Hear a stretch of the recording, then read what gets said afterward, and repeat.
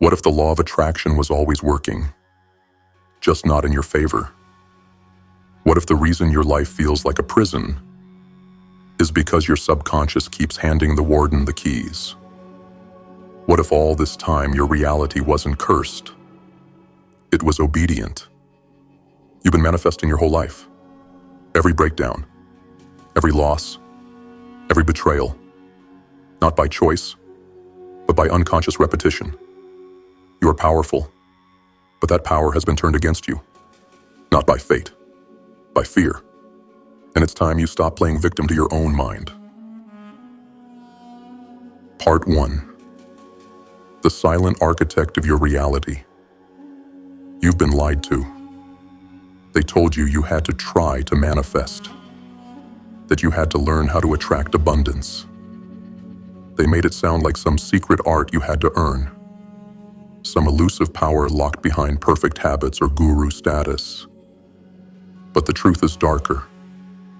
You've never stopped manifesting, not for a single breath. You've been manifesting since the moment your mind could fear. But here's the dagger that cuts deep. You haven't been manifesting what you want. You've been manifesting what you fear, what you doubt, what you hate about yourself, but can't stop repeating. And it's not because you're cursed. It's because you're unconscious.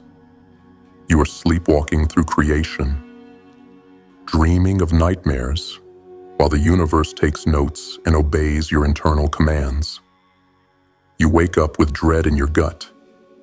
You worry about money, about your worth, about being forgotten. And then you go through your day like those thoughts don't matter. But they do, because they're not just thoughts.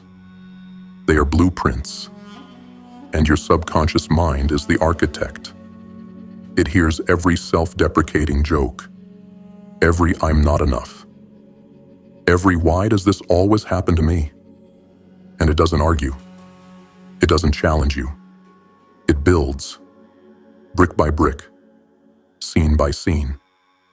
It assembles a life that fits the narrative you've been whispering in the dark. You think you're unlucky?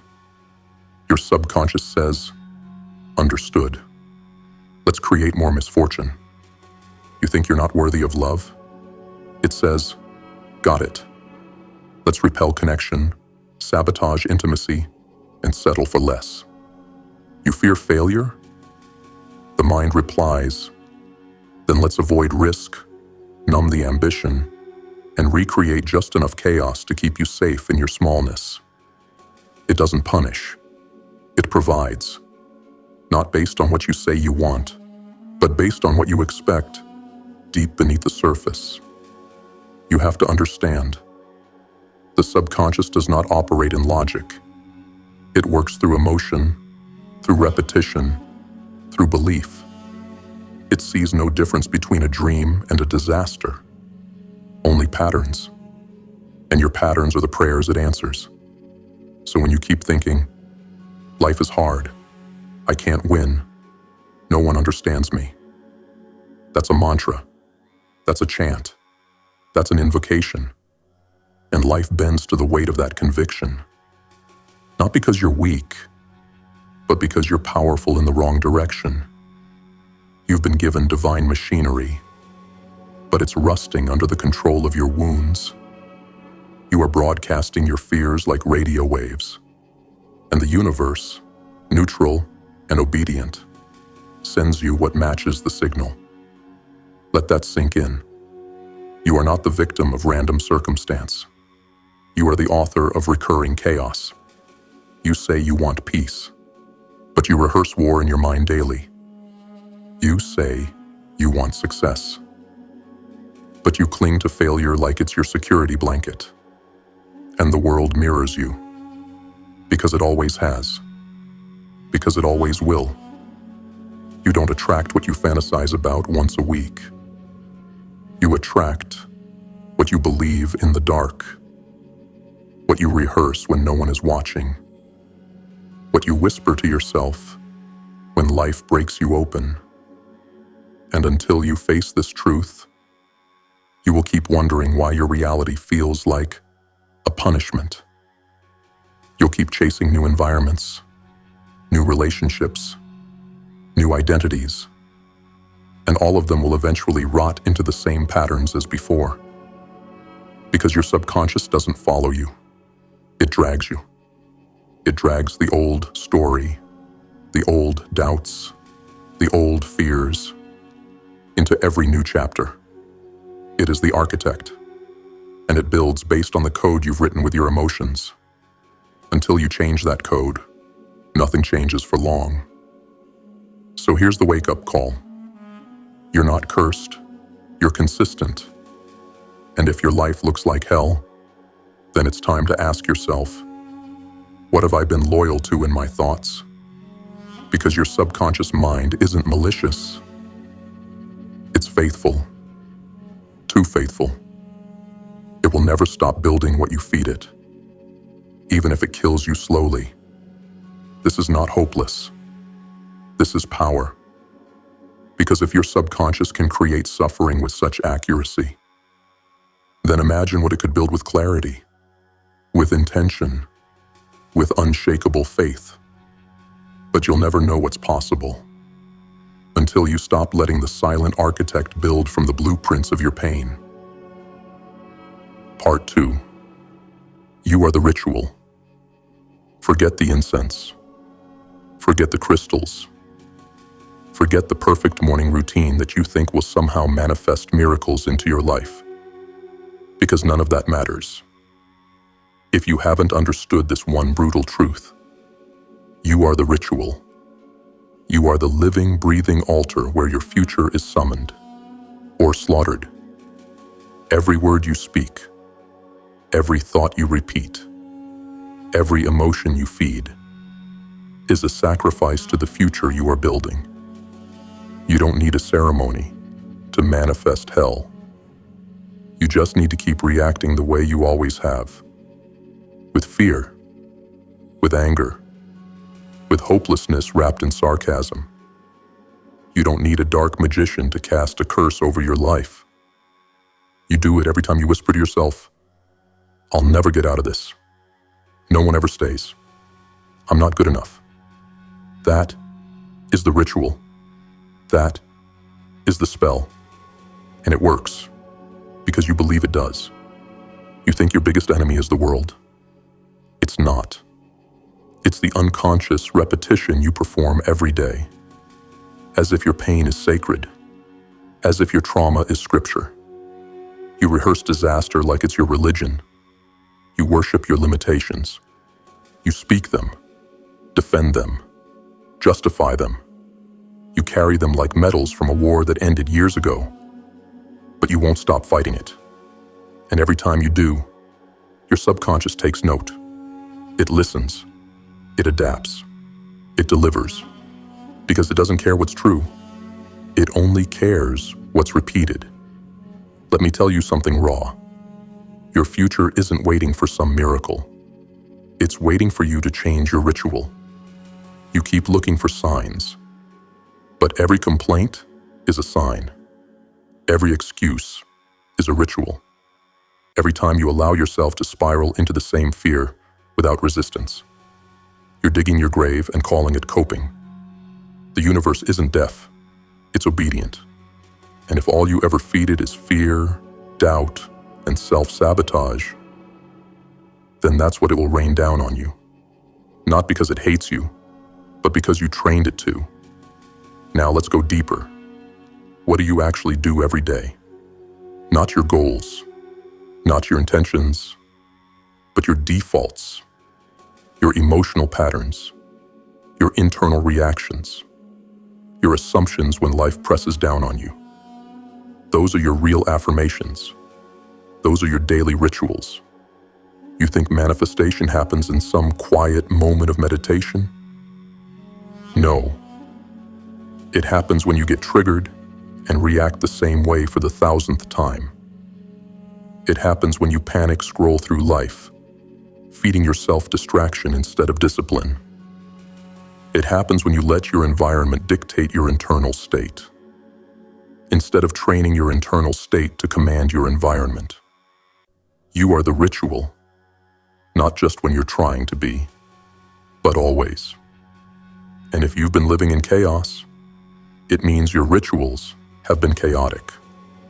So stop looking outside. Start auditing your sacred practices. Do you worship your pain? Do you kneel at the altar of your fears every morning? Do you sacrifice your dreams to the god of doubt before you even take a step? Then don't be shocked when your life looks like a battlefield of broken chances. You built it. You honored it. You kept the ritual alive. But here's the pivot. Here's the brutal beauty of it all. If you are the ritual, then you can rewrite the ritual. You can purge what no longer serves you. You can become sacred again, not as a victim, but as a weapon. Because just as fear can be worshipped, so can strength, so can clarity, so can power. You can build a new identity, one thought at a time. You can teach your subconscious a new language, one repetition at a time. You can become a living prayer for greatness. If you're willing to kill the version of you that survived off pain. So what's it going to be? Will you keep sacrificing your potential to the altar of I'm not ready? Or will you start honoring the version of you that was buried underneath fear? This is the moment where your rituals shift, where every thought becomes an offering, every choice becomes sacred, every word becomes law. No more empty affirmations spoken from a broken heart. No more chanting success while rehearsing defeat. You are the ritual you always were. Now, start acting like it. Part 3. The lie of neutrality. You think because you're not trying to manifest something, you're neutral. You think just because you're not doing affirmations or setting goals, that you're on pause, like life is some video you can freeze while you catch your breath. But here's the truth you've been avoiding. There is no neutrality in this life. There is no pause button, no safe zone, no timeout. You are always creating, every second, every breath. You are either manifesting your rise or reinforcing your fall. There is no middle ground. Only illusion. Most people aren't stuck because they're not taking action. They're stuck because they believe that inaction is neutral, that sitting still buys them safety, that staying quiet keeps them from failing. But inaction is not safety. It's decay. It's rot disguised as patience. It's fear wearing the mask of waiting for the right moment. And while you sit in your comfort zone whispering to yourself, I'm just not ready yet, the subconscious mind is still running, still collecting data, still building your reality, based on what you allow to dominate your attention. And if that attention is flooded with fear, resentment, bitterness, or numbness, then that becomes your future. Not because you chose it outright, but because you didn't choose anything else. You're not drifting in a void. You're not standing still. You're on a conveyor belt, and it's moving, either toward expansion or toward destruction. The mind doesn't care if you're tired. The law doesn't pause because you're overwhelmed. The universe doesn't slow down so you can figure it out. It responds to whatever you're dwelling on, to whatever vibration you're broadcasting, consciously or unconsciously. So every time you do nothing, you're actually reinforcing the current pattern. The same loop, the same pain, the same results you claim you want to escape. You want to believe you're in limbo, that you're just waiting for the stars to align, for a door to open, for something to feel right. That's the lie. That's the sedative keeping you docile. That's how people waste their entire lives, waiting to begin. But you're already beginning something. Every single day. A habit, a thought, a belief system. You are setting the tone for your future, whether you act boldly or act passively.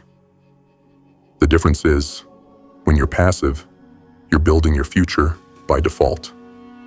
And default is deadly, because the default setting of the subconscious is survival, not greatness, not risk, not freedom, but safety. And safety often looks a lot like mediocrity. Let this land heavy. The mind left unchecked will always choose what's familiar, even if it's toxic, even if it's painful, even if it's killing your spirit, one silent day at a time. Because familiarity feels like safety to the subconscious. It'll recreate old patterns simply because they're known, even if they destroyed you last time. And if you don't deliberately overwrite that programming with something new, then you're not neutral. You're enslaved. Here's the raw truth. Every moment you delay action, clarity, or change, your subconscious is still working, still pulling from the same data, still creating more of what already is. So don't tell yourself you're waiting for the right moment. You're not waiting. You're repeating. You're reinforcing every old belief with your silence. You're confirming every old limitation with your indecision. You're giving your old identity permission to stay in power because you haven't claimed a new one. And when you refuse to choose a new direction, you've already chosen the past. Again, and again, and again. You can't sleepwalk your way to freedom. You can't coast into greatness. Neutrality is the devil's hiding place. It's the graveyard of ambition, the silent killer of destiny. It whispers, just one more day of comfort won't hurt. And that whisper becomes a month, a year, a lifetime, until you look around and wonder where it all went. But deep down, you know, you never lost time. You spent it on nothing. So if you want to shift your life, kill the lie of neutrality. Make a decision, any decision. Move in any direction that breaks the rhythm. Because movement is a declaration. And the universe responds to declarations, not hesitation. Speak new words. Break an old habit. Create a new pattern. Do something that interrupts the echo chamber of your past. Because if you don't, your silence will become your signature. Your inaction will become your identity. And the life you hate will become the only one you ever know. Not because of malice, but because of maintenance. Neutrality is not peace. It's slow death with a smile. The longer you wait, the deeper your roots grow into the soil of limitation. So rip yourself out, even if it hurts, even if you bleed. Because that pain is the sound of transformation, and it's far more sacred than the numbness of maybe tomorrow. Part 4. Reclaiming command. Now that you face the truth, that you are always manifesting, that there is no pause, that your fears, doubts, and unconscious habits have been steering the wheel while you slept behind your own eyes, there is only one option left. Reclaim command. Take back the throne inside your mind. Rip the crown off fear's head. Drag your subconscious out of the shadows and bend it to your will. Because if you don't, it will destroy you. It won't mean to. It won't hate you. It will simply obey the chaos you've rehearsed since you were a child. You've been ruled by ghosts long enough. Now you rise. Now you become sovereign. And no, this won't be easy. You won't vibe your way into power. This isn't a dance with the universe. This is a war. And the battlefield is internal. Because reclaiming command means confronting the real enemy. You. The version of you that's loyal to pain. The version that flinches when it's time to act. The version that builds temples to failure and calls it humility. To take back your life, you must kill your old identity. The one built on excuses. The one that needs validation before moving. The one that says, I'm trying, but never truly decides. No more. The time for self-pity has ended. You're not here to cope. You're here to conquer. Step 1. Discipline the architect. Your subconscious isn't evil. It's just untrained. It needs new instructions, new rituals, new fire. And it doesn't respond to logic. It responds to repetition, to emotion, to ritualized certainty. So you don't just say, I'm successful once and expect change. You say it until your body believes it. You repeat it until your neurons fire it automatically. You speak it, live it, embody it, until it becomes your code. And that means cutting off everything that contradicts it. No more songs soaked in sorrow. No more conversations laced with doubt. No more humor that masks your brokenness. That version of you is dead now.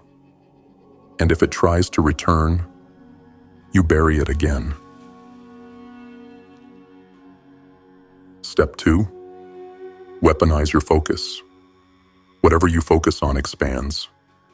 And most people are focusing on distraction, negativity, comparison, and fear. Then they wonder why their lives feel like a haunted house. Because you are feeding the demons with your attention. Focus is sacred. It is your sword. And right now, yours is rusted from misuse. You want to change your life? Focus only on what builds. Ignore everything that doesn't. If it's not aligned with your vision, it's a threat. If it doesn't support your next level, it's a trap. If it doesn't make you stronger, cut it. You can't afford to casually consume what contradicts your future. Not anymore. Step 3. Command your physiology. Your body is not just a vehicle. It's a broadcast system. And it's been trained to carry the posture of defeat. Slouched shoulders, shallow breath, lifeless routine. Your mind sees this and obeys. It assumes you are still that defeated version, and it creates accordingly. But when you stand tall, when you breathe with authority, when you walk like your existence matters, something shifts. The subconscious listens, and the universe starts taking you seriously. Change your physiology, and you'll change the frequency. And when the frequency changes, everything does. Step 4. Choose your language like a weapon. Words are not harmless. They are spells.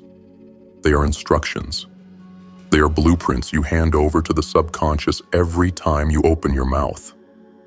So if you say, I'm trying, you've already accepted failure. If you say, I'm tired, you've already denied energy. If you say, I hope, you've already surrendered your power. Replace that language. Speak only what you want to manifest, and speak it with certainty. I am. I command. It is done. Don't ask. Declare. Because the universe doesn't respond to beggars. It responds to kings. Step 5. Create your altar. Not a religious altar. An internal one. Your altar is the place in your mind where your new identity lives. It's the throne room, the sanctuary, the command center. And every morning, you must go there. You must remind yourself who you are. You must reaffirm the truth of what you are building. Because the world will try to strip it away. Your past will try to sneak back in. Your doubt will whisper like a friend. But you go to the altar and you burn the lies again. You remember that you are not here to survive. You are here to build empires out of ashes. Reclaiming command is not about feeling good. It's about becoming dangerous, becoming so focused, so aligned, so intentional, that the subconscious bows before your will, so that every day becomes a ritual, every moment becomes a declaration, every thought becomes a weapon aimed at destiny. Because you are not weak. You've just been passive. You've just been asleep at the wheel. And now you wake up, not to react, but to reign. No more drifting. No more default settings. You are the operator now. This is your kingdom. Command it. Part 5. How the darkness became your teacher. You've seen the worst of yourself, haven't you?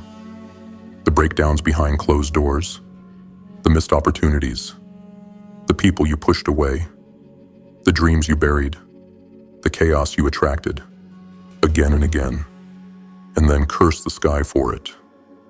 You've walked through darkness, thinking it was punishment. But you were wrong. It was preparation. The darkness was your teacher, and it still is. Because if your mind had the power to create hell without even trying, imagine what it could build if you turned it toward heaven with deliberate, unwavering force. But before you could ever command the light, you had to survive the night. You had to sit in the silence of your own mind and hear what lived there. Not the filtered Instagram version of you, the real you, the version soaked in fear, in rage, in loneliness so deep it felt like gravity. And that version, it held the key, not to your destruction, but to your dominion. Because the person who has tasted the void, who has stared into the abyss of their own patterns and still chosen to rise, that person is untouchable. You thought the pain was in the way, but it was the way. It revealed what was hidden. It forced you to see what your ego denied. You thought being abandoned meant you weren't lovable. No, it meant you needed to become your own anchor. You thought the struggle meant you were cursed. No, it meant your power was waking up, and it terrified the systems that once controlled you. The darkness stripped away your illusions, the masks, the borrowed identities, the fantasies about being rescued. And when it was done, you were left with one thing: responsibility. And that's when the transformation began. You see, the subconscious mind listens most when you suffer, because suffering amplifies belief. It embeds it. It carves it deep. So if your suffering was built on fear, it shaped you into a weapon against yourself. But if you learn to suffer with awareness, to bleed with purpose, to endure with clarity, then the darkness becomes a forge, a sacred place where your new identity is forged through fire. And when you emerge, you are not fragile. You are not fake. You are real, battle-tested, built from truth, not theory. Here's what most people never understand. The universe will let you destroy yourself, if that's what it takes, to finally wake you up. And some of you had to be broken, completely, because your identity was built on lies so deep that only collapse could expose them. But now you see the game. You see that the fears were never real. They were just programs. And the chaos? It was your subconscious following instructions you didn't even know you were giving. And once you realize you've always been the one in command, the guilt dies. The shame dies. The old story dies. And something new is born. Deliberate, ruthless, unstoppable. So ask yourself this: what if the breakdown wasn't a failure, but a summons? What if every betrayal was a filter, separating the shallow from the sacred? What if the suffering was the price you had to pay to become someone who could handle the weight of your true potential? You wanted strength, but you didn't want to earn it. So life took it upon itself to forge you in silence. And now that you've seen what your unconscious mind can manifest, you no longer need to guess what you're capable of. You've witnessed your power. It just wasn't pointed in the right direction yet. Now comes the shift, the rebirth, the reassignment of power.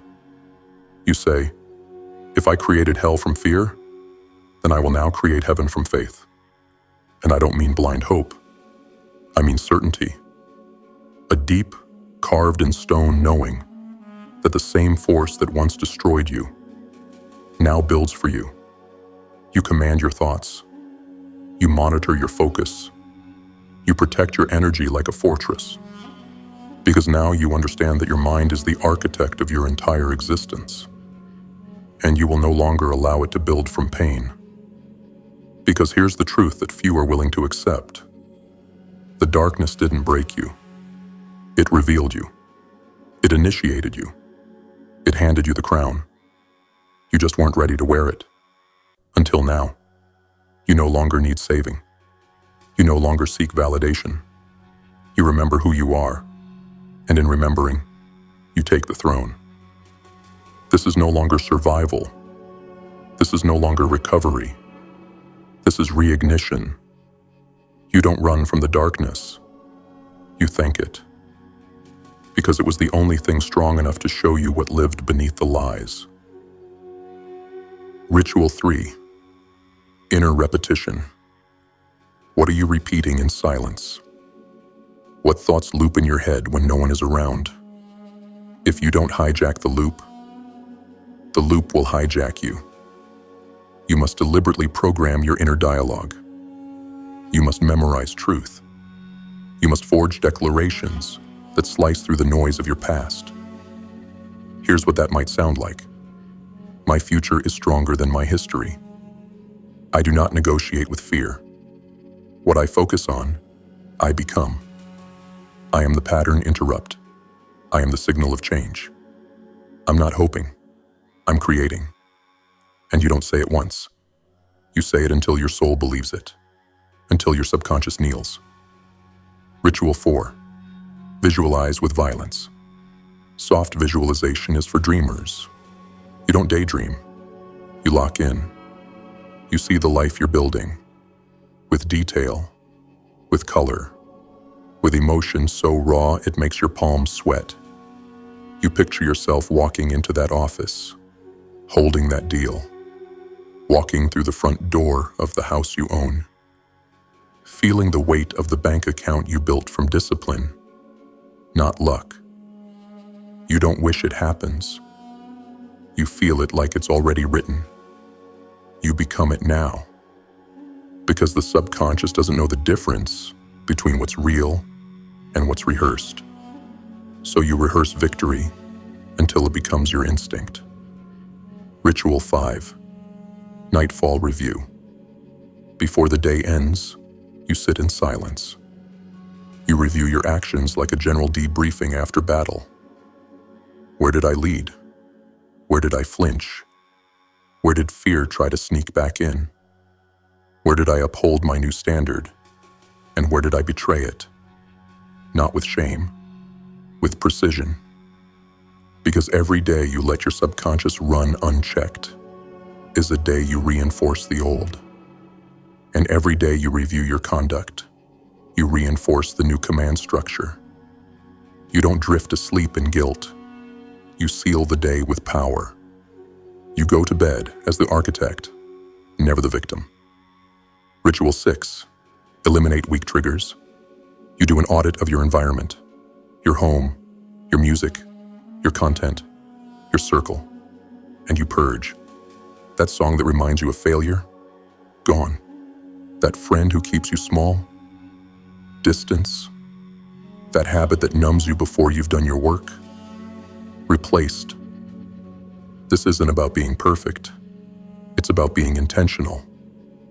You cannot become unstoppable if you're constantly tolerating people, places, and habits that reinforce who you used to be. You're not just changing your mind. You're changing your environment to reflect the new command center within. Ritual 7. Act as if. Every single day, you walk, speak, and think as if it's already done. You don't say, "One day I'll be successful." You carry the weight of success now. You don't say, "Maybe I'll be confident when I get in shape." You walk into the room like a warrior who already won the internal war.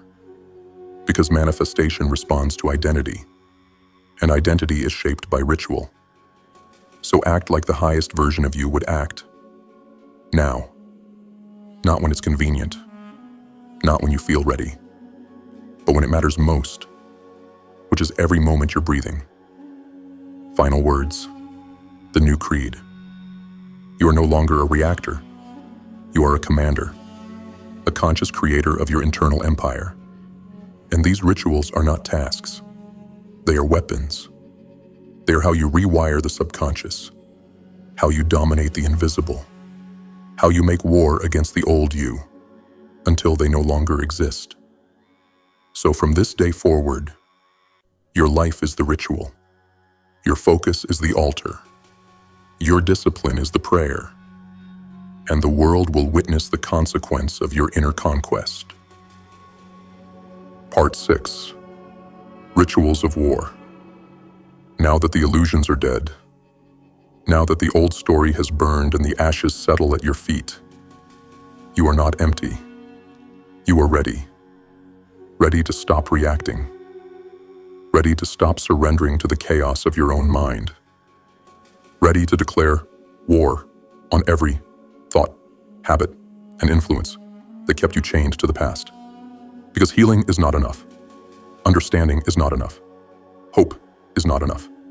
You need rituals. Daily. Ruthless. Non-negotiable. Because without ritual, you default. And default is the domain of the weak. Default is the echo of fear. Default is how powerful minds slowly decay in comfort while telling themselves they're waiting for the right time. But warriors don't wait. They build systems. They create structure. They design rituals of war, so they never fall back asleep. You don't rise by accident. You rise by discipline. And if you want your subconscious mind to stop sabotaging you, if you want your identity to shift permanently, if you want to finally take command of the life you've always known was buried inside you, then your life must become a ritual of conquest. Not ritual for appearance, not ritual for aesthetics, but ritual for dominion. Here's what that looks like. Ritual 1. Morning domination. You wake with purpose. You don't check your phone. You don't drift. You rise like the world owes you nothing, and you like it that way. You speak your affirmations like commands, not softly, not with doubt, with authority. I am sovereign. I command my mind. I expect alignment. I manifest only what builds. Then you move. You move your body. You activate the machine. Because a still body leads to a sluggish mind, and a sluggish mind forgets who it is. This is your first battle of the day, and you win it before the sun even rises. Ritual 2. Focus like a blade. You don't consume aimlessly. You don't scroll through garbage and pretend it's harmless. You filter your world with militant intent. Ask yourself before anything enters your field, does this sharpen me or soften me? If it weakens your edge, it dies. If it distracts from your purpose, it's cut. Your time, your attention, your mental bandwidth. These are your most sacred resources, and you guard them like gold in a war zone. Focus is not just power. Focus is frequency. And your reality tunes itself to whatever you focus on most intensely. Ritual 3. Inner repetition. What are you repeating in silence? What thoughts loop in your head when no one is around? If you don't hijack the loop will hijack you. You must deliberately program your inner dialogue. You must memorize truth. You must forge declarations that slice through the noise of your past. Here's what that might sound like. My future is stronger than my history. I do not negotiate with fear. What I focus on, I become. I am the pattern interrupt. I am the signal of change. I'm not hoping. I'm creating. And you don't say it once. You say it until your soul believes it, until your subconscious kneels. Ritual 4. Visualize with violence. Soft visualization is for dreamers. You don't daydream. You lock in. You see the life you're building, with detail, with color, with emotion so raw, it makes your palms sweat. You picture yourself walking into that office, holding that deal, walking through the front door of the house you own, feeling the weight of the bank account you built from discipline, not luck. You don't wish it happens. You feel it like it's already written. You become it now.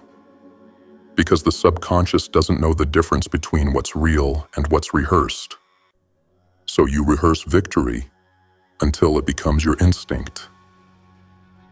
Ritual 5. Nightfall review.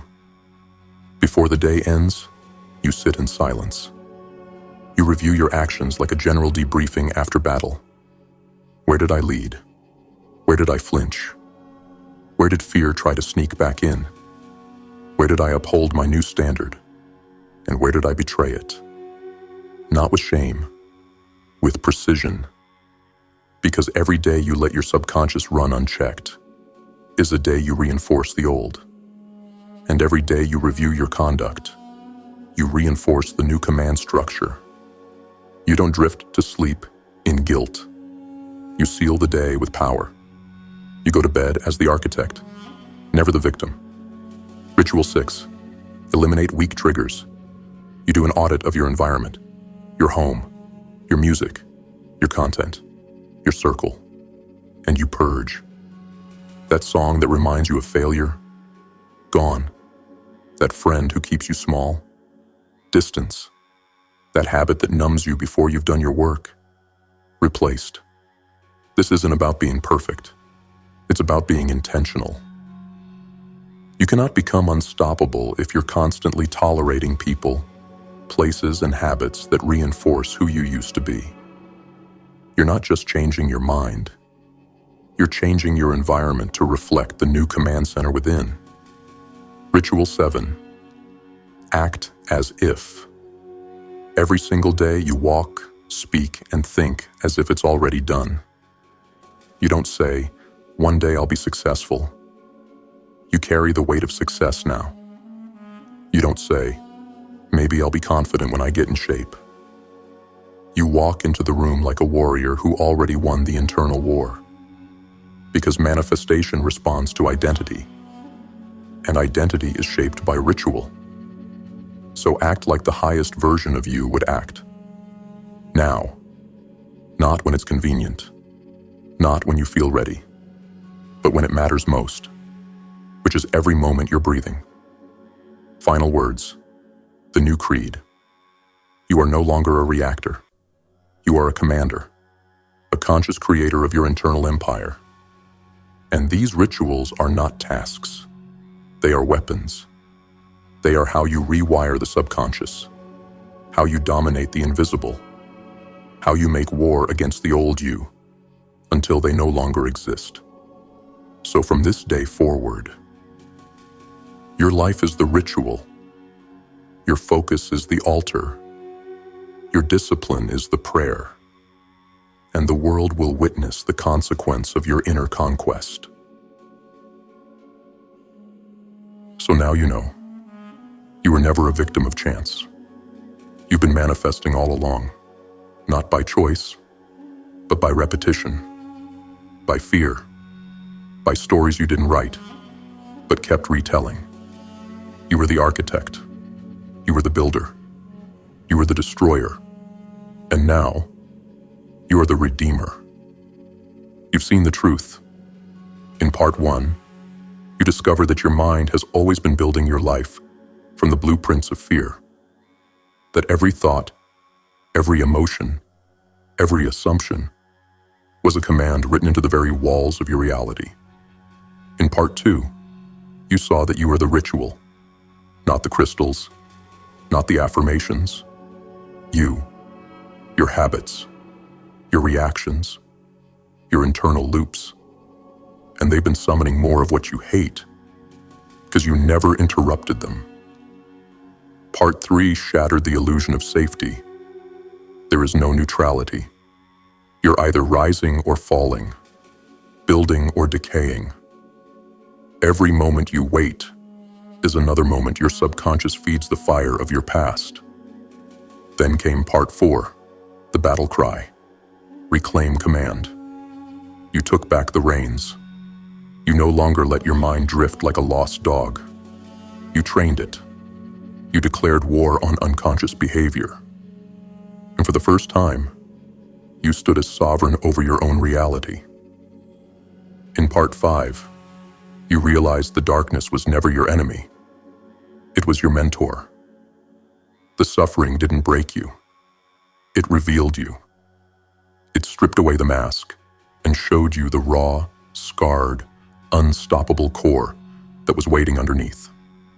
And finally, in part 6, you were handed the blueprint, the rituals of war. Not ideas, not inspiration, orders, daily actions to override your programming and become the weapon your old self never saw coming. So now the question is not, will I change? The question is, will I maintain the command I've taken? Because your subconscious is loyal. It doesn't need proof. It needs repetition. And you must become relentless, ruthless, unshakable, because the old world is watching. The people who knew your weaker version are waiting for you to fall back asleep. But that version is dead.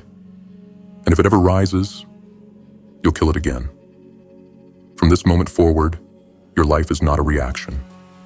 It is a ritual, not built on fear, but forged in power. And this is not the end. It's the declaration of a new beginning, where every day is sacred, every word is a spell, and every thought is either sharpening your blade or rusting it. Choose wisely. You are GrimFace now. And GrimFace does not hope for change. It commands it.